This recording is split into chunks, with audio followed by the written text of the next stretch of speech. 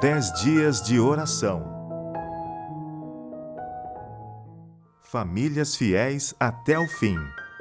Dia 2. O segredo da felicidade da família. Escute, Israel. O Senhor nosso Deus é o único Senhor. Portanto, ame o Senhor, seu Deus, de todo o seu coração, de toda a sua alma e com toda a sua força. Estas palavras que hoje lhe ordeno estarão no seu coração. Você as inculcará a seus filhos e delas falará quando estiver sentado em sua casa, andando pelo caminho, ao deitar-se e ao levantar-se. Também deve amarrá-las como sinal na sua mão, e elas lhe serão por frontal entre os olhos. E você as escreverá nos umbrais de sua casa e nas suas portas. Deuteronômio capítulo 6, versos 4 a 9. Todo aquele, pois, que ouve estas minhas palavras e as pratica, será comparado a um homem prudente que construiu a sua casa sobre a rocha. Caiu a chuva, transbordaram os rios, sopraram os ventos e bateram com força contra aquela casa, e ela não desabou, porque tinha sido construída sobre a rocha. Mateus capítulo 7, versos 24 e 25. Vocês examinam as Escrituras porque julgam ter nelas a vida eterna, e são elas mesmas que testificam de mim. Contudo, vocês não querem vir a mim para ter vida. João capítulo 5, versos 39 e 40. Se permanecerem em mim, e as minhas palavras permanecerem em vocês, pedirão o que quiserem e lhes será feito. João capítulo 15, verso 7. Na manhã seguinte, levantaram cedo e foram para o deserto de Tecoa. Ao saírem, Josafá se pôs em pé e disse: Escutem, povo de Judá e moradores de Jerusalém. Creiam no Senhor, seu Deus, e vocês estarão seguros. Creiam nos profetas do Senhor, e vocês serão bem-sucedidos. 2 Crônicas, capítulo 20, verso 20.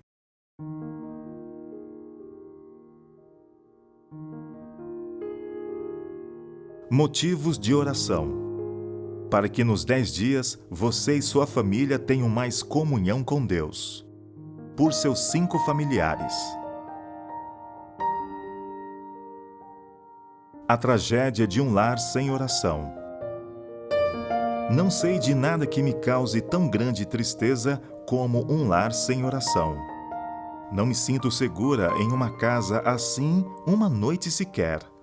Se não fosse a esperança de ajudar os pais a reconhecerem sua necessidade e sua triste negligência, eu ali não permaneceria. Os filhos mostram o resultado dessa negligência, pois não têm o temor a Deus. Casas de oração. Se já houve tempo em que toda casa deveria ser uma casa de oração, agora é esse tempo. Prevalecem a incredulidade e o ceticismo. Predomina a iniquidade.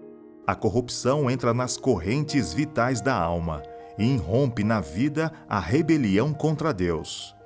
Escravas do pecado, as faculdades morais estão sob a tirania de Satanás.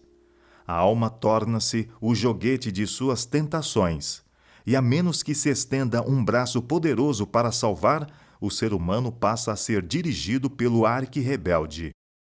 De manhã e à noite, devemos obter a vitória para nós mesmos em nossa própria família. Nosso trabalho diário não deve nos impedir disso. Precisamos tomar tempo para orar, e ao orar, crer que Deus nos ouve. Talvez nem sempre tenhamos a sensação de uma resposta imediata, mas é então que a fé é provada. Somos provados para ver se confiaremos em Deus, se temos uma fé viva e inabalável. A família e o estudo da Bíblia. Na educação de nossos filhos, não devemos deixar de lado as grandes verdades da Bíblia, supondo que a escola sabatina e os pastores farão a obra que nós negligenciamos. A Bíblia não é intocavelmente sagrada e sublime a ponto de não poder ser aberta todos os dias e estudada cuidadosamente. O conhecimento que as crianças e os jovens precisam adquirir para ser úteis nesta vida e que podem levar consigo para a vida futura está na Palavra de Deus.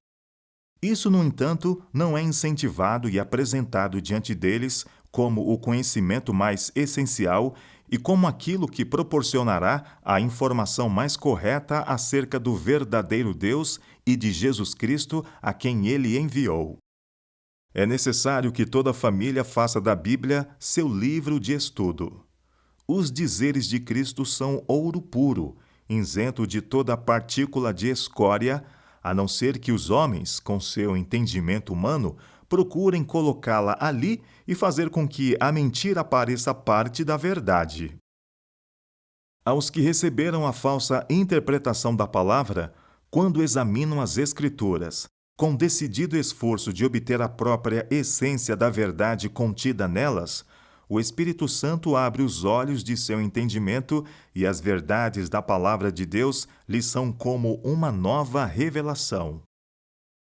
Caráter nobre não vem por acaso. Ao serem levadas para a vida prática, as lições da Bíblia exercem influência moral e religiosa sobre o caráter. Timóteo aprendeu e pôs em prática essas lições. O grande apóstolo frequentemente o sondava, ele fazia perguntas sobre a história das Escrituras. Mostrou-lhe a necessidade de evitar todo o mau caminho e lhe disse que a bênção certamente acompanharia todos os fiéis e verdadeiros, dando-lhes uma varonilidade íntegra e nobre. Uma varonilidade nobre e completa não vem ao acaso. É resultado do processo modelador da edificação do caráter nos primeiros anos da juventude e da prática da lei de Deus no lar. Deus abençoará os esforços fiéis de todos os que ensinam os filhos como ele orientou. Métodos de estudo em família. Tenham regularidade no estudo das Escrituras em família. Deixem de lado qualquer coisa de natureza temporal, mas se certifiquem de estarem alimentados com o pão da vida. É impossível avaliar os bons resultados de 1 hora ou mesmo de meia hora diária dedicada à Palavra de Deus de maneira alegre e social.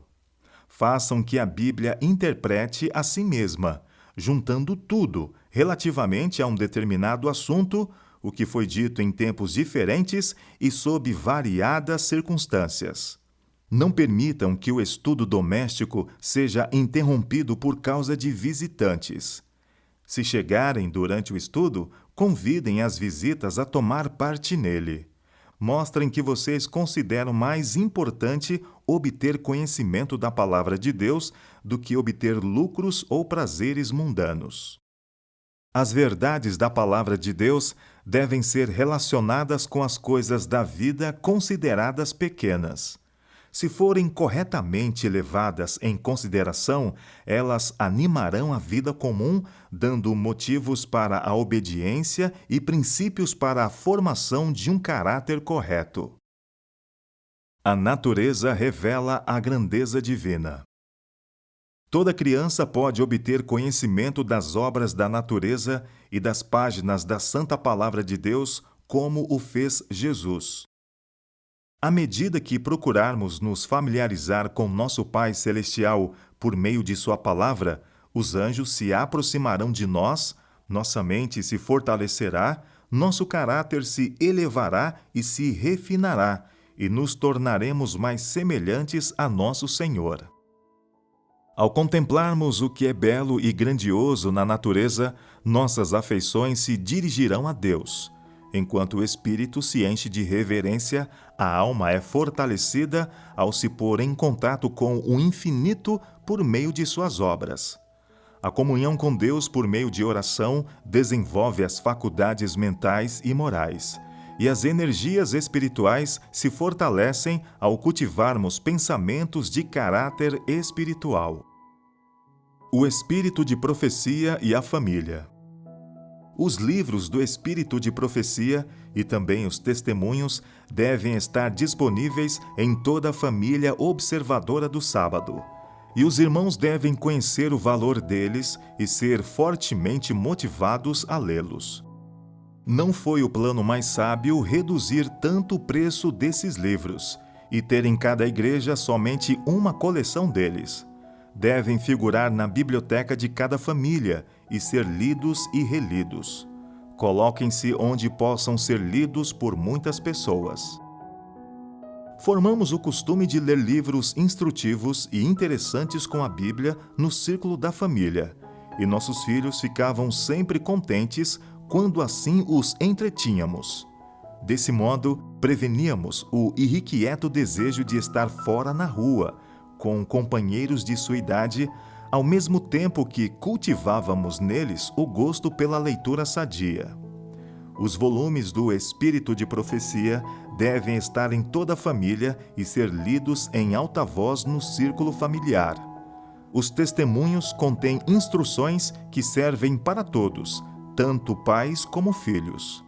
O tempo deve ser consagrado à leitura das Escrituras e de outros livros interessantes que comuniquem conhecimento e bons princípios.